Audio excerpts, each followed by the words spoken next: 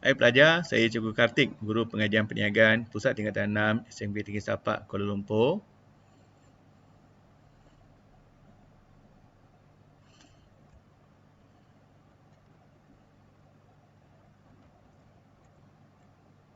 So, hari ini Cikgu nak bincang satu bahagian berkaitan dengan pengedaran, iaitu berkaitan dengan saluran agian produk dan juga berkaitan dengan pemborong, ejen dan peruncit. Okey.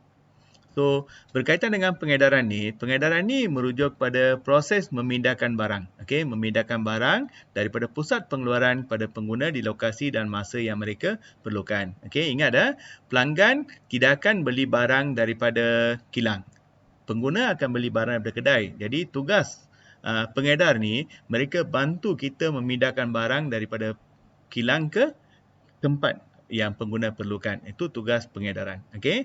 So untuk kerja ni kita perlukan orang tengah seperti ejen, pemborong, peruncit untuk menggerakkan barang daripada pengeluar kepada pengguna. Okey. Okey, kamu tengok gambar ni. Okey, kamu tengok gambar di sebelah kiri dengan kanan ni.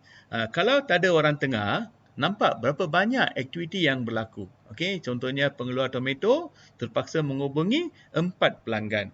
4 pelanggan ni terpaksa pergi ke kedai tomato atau pengeluar tomato untuk dapatkan buah tomato. Okey, begitu juga dengan pengeluar daging, kena kontak semua pengguna ni. Pengguna pula kontak pengeluar daging ni. Nampak berapa banyak aktiviti yang berlaku. Benda ni boleh selesai kalau kita gunakan orang tengah. Okey. So contohnya pasar raya. Pasar raya beli barang daripada 4 pembekal dan jual kepada 4 pengguna. So nampak aktiviti ni dah kurang pada 8 saja. Yang sebelum tu kita ada berapa? 32. Okey, so inilah kelebihan kalau kita gunakan orang tengah. So bilangan pergerakan ni dapat dikurangkan, boleh jimatkan masa, okey, jimatkan kos dan sebagainya, okey. Okey, apa fungsi saluran agihan? Antara fungsi adalah maklumat, okey.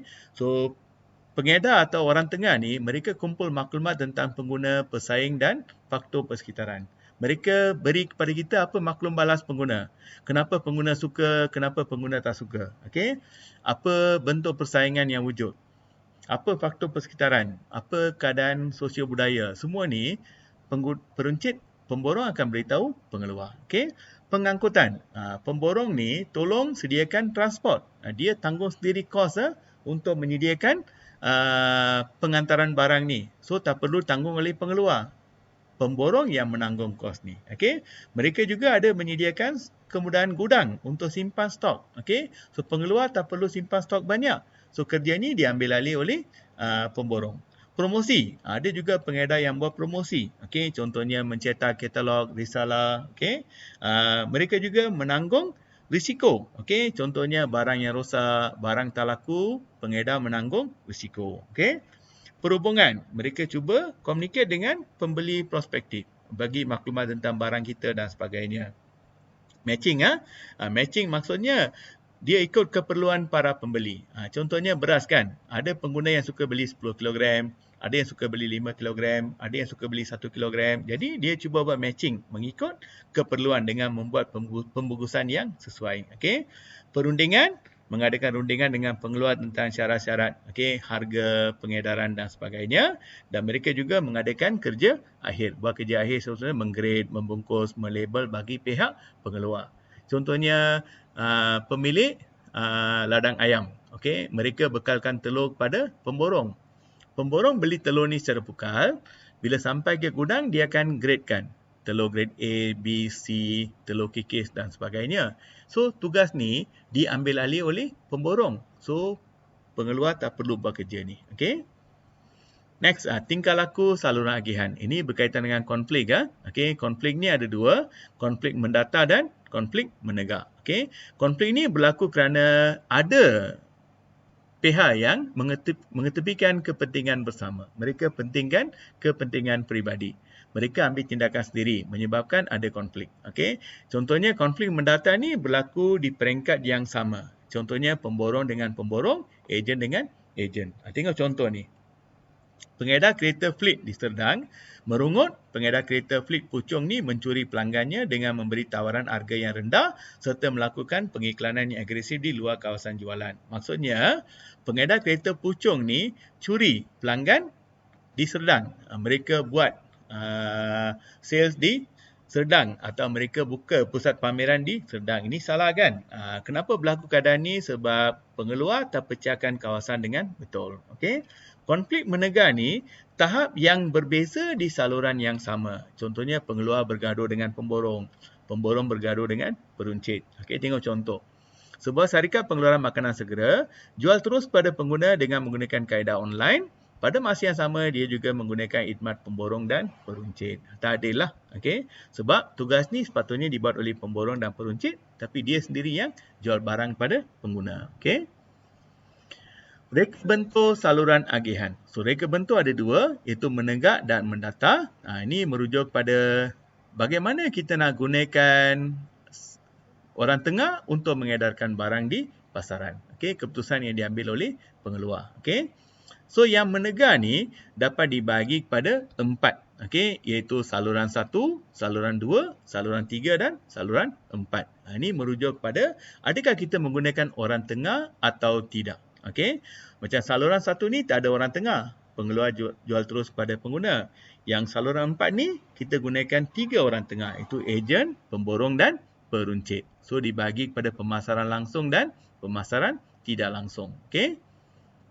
Okey, pemasaran langsung atau saluran 1 ni, pengeluar jual terus pada pengguna. Maksudnya dia tak ada menggunakan orang tengah. Contohnya jual secara online, jual barang yang mudah rosak, barang tempahan, contohnya tukang jahit, okey, klinik, pergigian, bakery, mereka menggunakan kaedah pemasaran langsung. Okey. Saluran 2 ni dia menggunakan satu orang tengah iaitu peruncit. Okey. Gunakan peruncit sebagai pengantara antara pengeluar dengan pengguna. Contohnya Aeon, Speedmart, Tesco, Jaya Grocer, Giant, Pasaraya Maidin ni mereka menggunakan atau ini dikenali sebagai saluran 2. Okey. Saluran 3 ni dia gunakan dua pihak iaitu pemborong dan peruncit. Okey. So ini biasa digunakan oleh syarikat yang mengedarkan barang keperluan seperti gula. Macam MSM ni dia banyak bergantung pada pemborong dan peruncit untuk mengedarkan gula kepada pengguna akhir. Okey. So ada dua orang tengah. Okey. Saluran 4 digunakan 3 orang tengah, iaitu ejen, pemborong dan peruncit. Okey, ini biasa digunakan dalam perniagaan antarabangsa. Contohnya buah kurma yang diimport oleh Yusof Tayyub. Okey, Yusof Tayyub ni dia membeli buah kurma daripada negara-negara Timur Tengah, bekalkan pada pemborong, pemborong jual kepada peruncit dan akhirnya pengguna. So dia melibatkan 3 orang tengah. Okey. Saluran agihan mendata maksudnya liputan pasaran. Okey, dia merujuk pada liputan pasaran. Berapa pengantara yang digunakan dalam satu peringkat. Okey, so ada 3 ya. Agihan intensif, selektif dan eksklusif. Okey. Intensif maksudnya kita cuba wujudkan liputan yang luas. Okey, atau liputan yang maksimum. Kita nak pastikan barang ni boleh dapat di mana-mana. Itu dipanggil agihan intensif. So, pengantara kena simpan stok yang banyak. Okey, contohnya sesuai untuk produk mudah beli. Tisu, minuman ringan, sabun ni kamu dapat di mana-mana. Itu dipanggil agihan intensif.